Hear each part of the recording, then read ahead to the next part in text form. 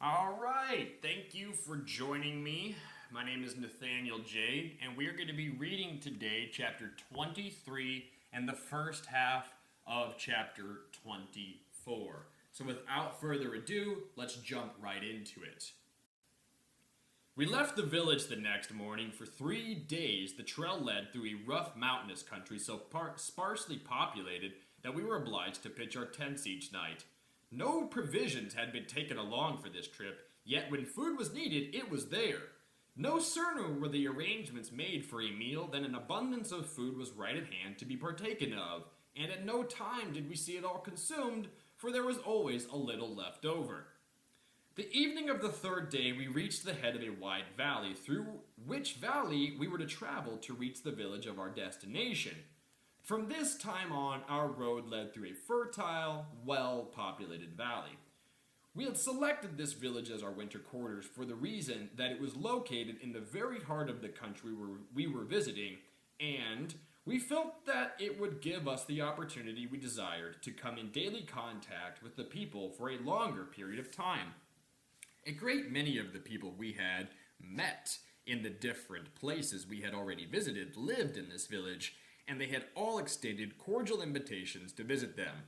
We felt that, by staying in this village for the winter, we would have ample opportunity to observe their daily lives more closely. We reached this village November 20th and made a number of short trips from there until the snow came on and the travel was made more difficult. We were housed in a very comfortable quarters. The people were very kind, and we prepared to enter into the life of the village. All the homes were thrown open to us, and we were told that the latch strings were always out, for they considered all men to be brothers, meaning that no one ever locked their doors. At this time, we were invited to share the home of one of the remarkable women that lived in this village, whom we had met before. We felt that we were comfortable and that it was not necessary to trouble her. She insisted that it would be no trouble, so we moved in, bag and baggage, and made her home our home for the remainder of our stay. I shall never forget the first time we met her. It was in a small town near the border. When she was introduced to us, we thought that she was not a day over 18, and we all thought her very beautiful. What was our surprise when we were told that she was well over 400 years old and one of the most loved teachers. Her whole life was spent in the work. When we first met her, we had been thrown in daily contact with her for nearly 2 weeks, but we did not realize her true self until we lived in her home. After living in her home and being in daily contact with her, we could readily see why the people loved her as they did, for it was impossible for anyone to do other than love and respect her. We lived at this lady's home, and we ate at her table from the last of December until the following spring, during which time we had ample opportunity to observe her home life and the home life of a number of the others in this village, and we found their lives ideal. The more we saw all of these people, the more we loved and respected them. We had ample opportunity then to corroborate all that they told us regarding their ages. We corroborated it by records that could not be contradicted, any more than our records could be contradicted. Thus ends the reading of chapter 23, and we're going to continue on right into the middle of chapter 24. Time went on until the last of December, and the year was drawing to a close. We had noticed that a number of persons were congregating for the one ceremonial event that the masters participate in practically alone. Each day we were introduced to strangers. All spoke English, and we began to feel that we were a part of the village life. One day we were told that the event would take place on New Year's Eve, and we were invited to be present. We were also told that, while this event was not for outsiders, it was in no way a secret meeting, for none of their meetings were actually private. The assembly was for those who had commenced the work, had taken it up in earnest, and had gone far enough to realize that they wanted to live the life. It was for those who had accepted the higher consciousness and realized what this meant in their lives. It was called by some the Feast of the Passover. These gatherings were usually held at some stated location at this time of the year, and this year, this location had been chosen. The morning of the day appointed for the assembly dawned bright and clear, with the mercury well below zero. It found us all eager, for we felt that this evening would add to the many interesting experiences of the trip. We arrived at the appointed place at 8 o'clock that evening and found about 200 assembled. The room was lighted in the same way as the one mentioned before and was very beautiful. We were told that the beautiful young lady who once before had been our hostess would have charge of the services. Then, a few moments after we were seated, she entered the room and we all marveled at her youth and her beauty. She wore a beautiful white gown, but there was no attempt at display. She stepped quietly to the small platform, where she then began her address. We are gathered here this evening with the desire to enter into the fuller meaning of passing from a lower to a higher consciousness, and we welcome those of you who are prepared for this. At first, you followed us, led by your interest in the things you have seen us accomplish, which you at first looked upon with awe and wonder, and you thought them marvelous. We know you have at this time learned to look upon these things as the everyday occurrences of a life lived as it should be lived, a natural, everyday life that God would have us live at all times. By this time, you are satisfied that we have not performed any marvels. You realize the true spiritual meaning of what you are doing. The consciousness that functions from the true spiritual plane always interprets all forms in terms of the ideal underlying them. Then, the great inner meaning is revealed, and there is no mystery, consequently no marvel, and no miracle. This passing over from a lower to a higher consciousness means putting away the material, where all is discord and inharmony, and taking up and accepting the Christ consciousness, in which all is beauty, harmony, and perfection. This is the natural way of living, the way God sees us living, and the way so beautifully exemplified by Jesus while he was here on earth. The other is the unnatural. It's the self way and the hard way. When we realize it, it is so easy, so natural to live the Christ way. Then we come into the Christ consciousness. We have tables spread here tonight, and this is the only occasion on which we congregate for a feast. But it is not a feast such as those in mortal consciousness might think. It is a feast of realization and accomplishment, symbolizing the passing from the mortal to the Christ consciousness, and it is so greatly misunderstood throughout the world today. We believe that all of God's children will sit down to such a feast someday with the true realization of its meaning. We shall have with us tonight a few of those that have so perfected their bodies that they are able to take them with themselves into all of the celestial realms and receive the highest teachings. All of them have lived a certain time here in the visible form, whence they then passed on and took their bodies with them to a place in consciousness where they are not visible to mortal eyes. In order to see them, we must raise our consciousness to the Christ consciousness, even to be able to converse with them. But those that have so perfected the body that they can take it with them to this celestial realm can return to us and go away at will. They are able to come and instruct all who are receptive to their teaching and appear and disappear at will. It is these that come and teach us when we are ready to receive instruction, sometimes intuitively and at other times by personal contact. There will be 5 of these to break bread with us tonight. Among the 5 is one especially beloved by us, as she is the mother of one of us and has dwelt among us. This later proved to be Emil's mother. We will now gather around the tables. The lights were dimmed for a moment, and all sat perfectly quiet with bowed heads. Then the lights came on, and the 5 stood in the room, 3 men and 2 women. They were all dressed in white and were radiantly beautiful with a soft glow of light about each one of them. They walked quietly forward, and each took a place that was left vacant at the head of each one of the tables. Emil's mother took the place at the head of our table.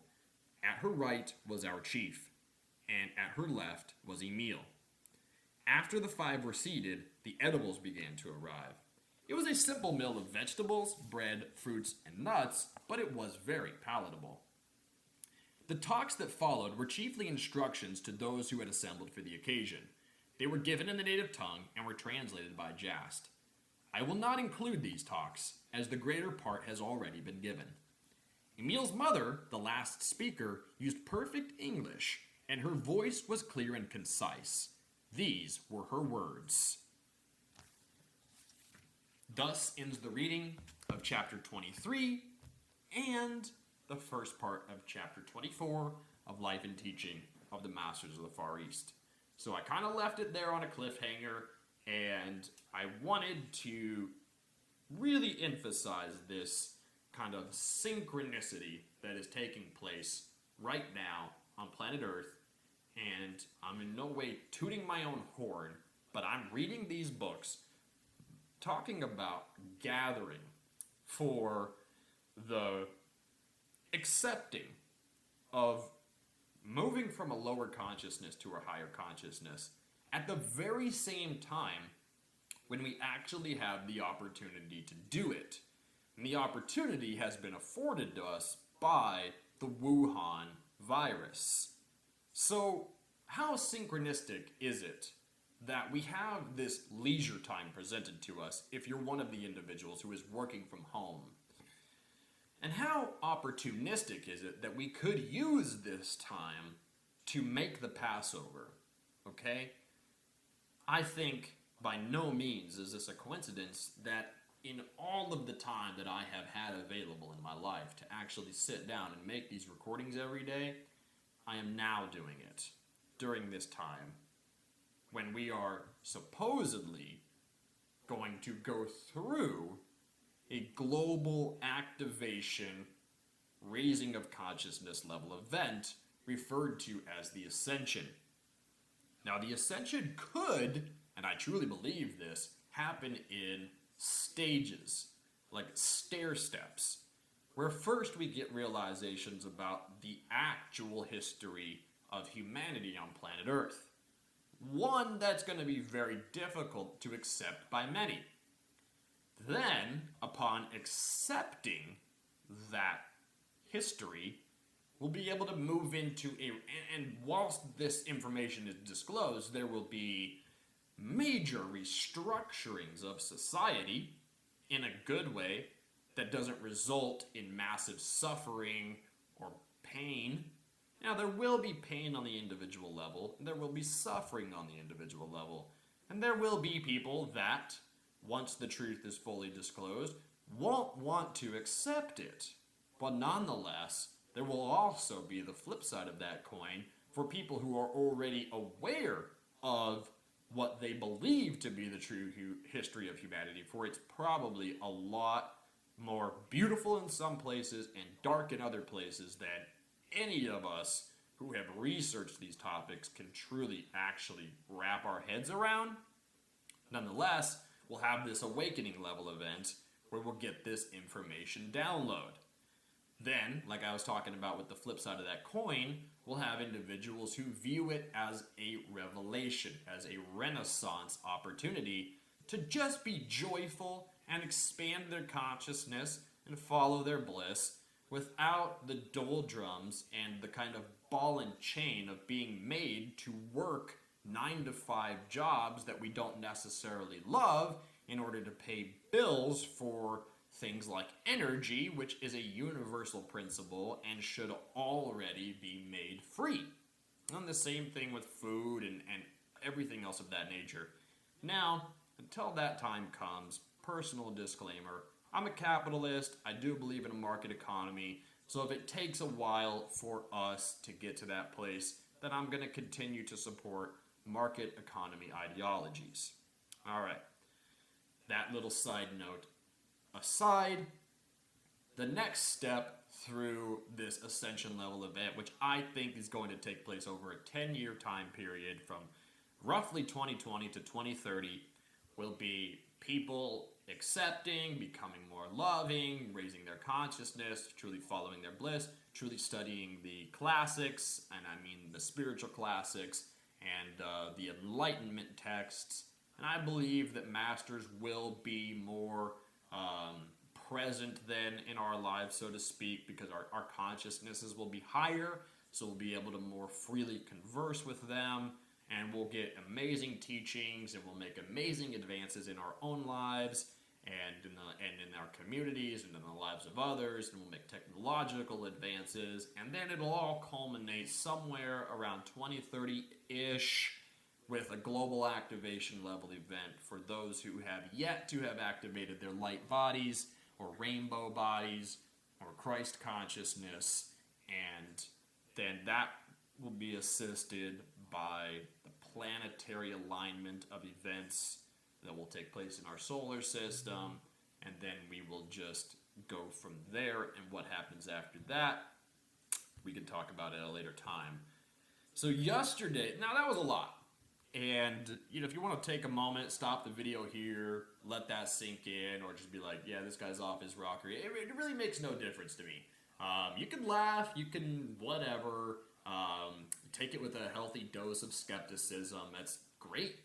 I don't encourage anybody to just believe something because somebody else says it, but for me, I speak with conviction, and I've spent now almost 5 years researching these topics, so I've seen enough, I've heard enough opinion, and I've read enough books, and I've seen enough scientific evidence and data that there are spiritual and physical changes happening in our solar system and our universe, courtesy of David Wilcock, Anne-Marie Smith, Corey Good, Dr. David Greer, and others, that it just seems like the reality, the real reality for me. So yesterday, I talked about something, and I made a, kind of a bold statement right at the very beginning, and I talked about if you were feeling convicted by what we read yesterday about the whole, if you haven't let go of all the material stuff yet, then you're not ready, so to speak, and that you're not fully committed to taking up the work. And then I threw my hand up and I was like, well, that's me. I haven't, quote unquote, I said, fully committed to the work. And that is in some ways true and in other ways not true. So my heart is truly in it. And I hope that your heart is truly in it.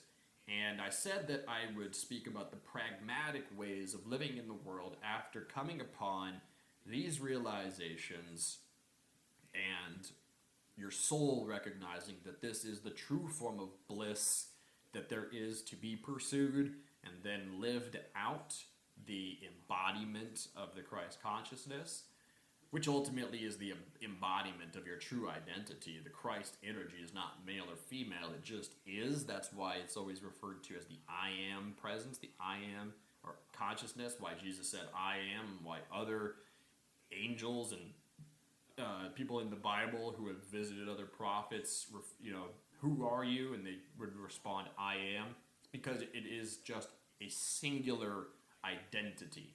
All right, it is timeless, it is immortal, it is singular. It's not binary. It's not male or female. It's the perfect balance of the masculine and feminine energy. So the pragmatic way about living in a world after you've had these realizations is to work on your thinking process. Everything begins, as these books have been talking about, at the thought level. And if you want to analogize the human mind and body as like one super advanced antenna, that is a great way to think about it. It is this like super advanced antenna that is receiving and sending vibrations, okay? Raising your consciousness means tuning into higher frequencies, forms of vibration that move faster than others and which are more subtle. When one does this, their thought process becomes one of love, reciprocity, generosity, and charity, all right? Towards not only themselves, which is where you start, but then towards others. That is the true way to make pragmatic advances in bringing upon the Christ consciousness in your own life. And before we are practice meditators, we're going to struggle with thoughts of depression, thoughts of anger, thoughts of jealousy, thoughts of rage, all of those, thoughts of fear especially. Because just like any untrained, like radio operator from the 50s, or any untrained, like, code writer for the technology industry today, we're not going to understand what it is we're doing. We're not going to understand, in the radio analogy, how to work this complex machinery and get it into place, get it tuned in to that finer frequency. So, the thing that really helps with this training is quiet meditation, quiet contemplation. And for the very new beginner, the best form of assistance is to find some form of mantra. And when I was in South America, I picked up a couple, and the one that stuck with me is the Gayatri Mantra. You can go look that up. It starts G-Y, and then you can spell the rest, Gayatri Mantra. There are others like the Maha Mantra, and there are mantras galore out there, okay? And if you're not necessarily wanting to use a mantra because you're thinking more scientifically, then wonderful. Because there's something called binaural beats. You put on some nice headphones, find some nice binaural beat soundtracks that you like, and go to town. Now, the science behind this, whether you're using a mantra or whether you're listening to binaural beats, is the literal movement of energy through the brain, all right? So like I talked about earlier, the untrained mind is kind of like a boiling pot of water.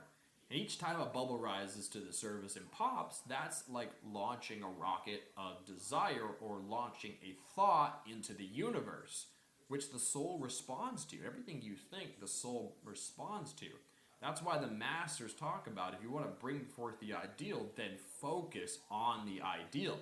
Make it your singular point of thought attention, then the universe will have no option but to bring that forth into creation, because it's the one thing that you are being the point of attraction for. So binaural beats and mantra meditation assists with this. Because think of the boiling pot of water analogy. And you've got the water like boiling up at the top. What's the best way to use my fingers to represent this? It's like boiling up at the top, right? Over here like this. And it's going like this, it's boiling up like this, and it's just every time one of my fingers fully extends, that is like just a thought launching out into the universe. Each time one of my fingers fully extended, all right? But when your fingers are doing this, like the boiling pot of water analogy, think about you, okay, dropping a pebble into the water and then the waves rippling out like this. Now imagine those rippling waves of water that move away from that pebble that just dropped in, coming into contact with that boil, all right? The more that you use the mantra, the more that you listen to the binaural beats, those waves are going to cancel out the boil. The boil is chaotic, it's sporadic and unpredictable, right? It's chaos. And the boil is and the ripple, the wave, is a controlled, repetitious, soothing pattern. So, the wave also represents frequency. The larger the up and down, the peak and the valley and the trough, the larger the distance between the peak and the valley, the lower the frequency, the lower the vibration. The faster that it is, the faster or the higher the frequency. So, if you want a pragmatic way of being more loving and raising thy consciousness, it starts at the mind level, and it starts with arresting the thoughts that don't serve you, which then in turn do not serve humanity. And a pragmatic way to get started on that path is with mantra meditations, because when you repeat the mantra over and over and over again, the vibrations in your throat act like the binaural beat sound coming in through the headphones, and you'll hear it in your cranium. The vibrations will be bouncing off the walls of your skull, and they'll be moving through your mind.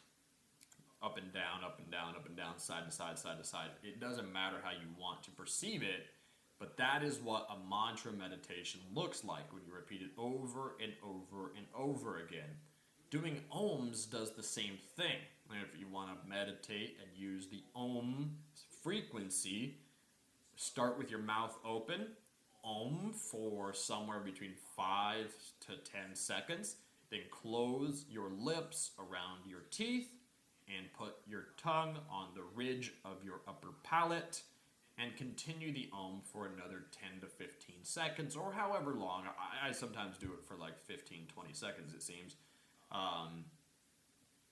That ohm frequency is ideal for activating the pineal gland, the third eye, the thing that gives you true sight. So that's my pragmatic advice for beginning to live in the world as an awakened individual after hearing these teachings and coming upon these realizations. And then the letting go of things, it's the letting go of your attachment, so to speak, on the letting go of the mental attachments to the material world. So it's not necessarily that you have to just drop all material action and stuff of that nature, because that would not be pragmatic, so to speak, since we're on the pragmatic talking point here, conversation piece. It's letting go of the mental attachment to them, the necessity to achieve the goal in order to feel good. So the meditations will help with feeling good in the absence of the pursuit. Then you'll realize that the place that you were trying to get by pursuing the achievement, which you found the good feeling, which is ectothermic, external locus of control. When you're seated in meditation and you practice that, and you get to that really good feeling place, and you didn't have to move your physical body anywhere, you just had to quiet the mind and focus on a persistent thing, like creating a persistent mantra, listening to a persistent beat coming through the headphones in the form of binaural beats, or the oldest and most persistent thing that the human body has ever created, which is the breath. So I personally just focus on the breathing. I'll use mantras when I am moving through the world and my mind starts to go off on a tangent or think unloving thoughts. I just begin repeating the mantra silently in my head, and that helps me to take care of that boiling pot of water that just started to boil. Binaural beats are great for when you're meditating and just lying around or working around your house. You can just turn them on if you've got good stereo. And if you're meditating and you want things to be as quiet as possible so that you can tune in, tap in, and turn on to the universal in the most primitive, yet, in my opinion, the most effective way, the breathing, focusing on it, and that will really help you develop focus, trust me. So, in summary, binaural beats, mantra meditations, and focusing on the breath are ideal for quieting the mind and helping you to find that peace, joy, love, and ultimately you'll realize the prosperity of doing all of this that you are seeking out from achievement and goal accomplishment. And in so doing, you will be that much closer to letting go of the quote-unquote attachment to things, which the Buddha said was the root of all suffering. All right, so I hope that all helps, and I wish you nothing but the best. Have a wonderful day.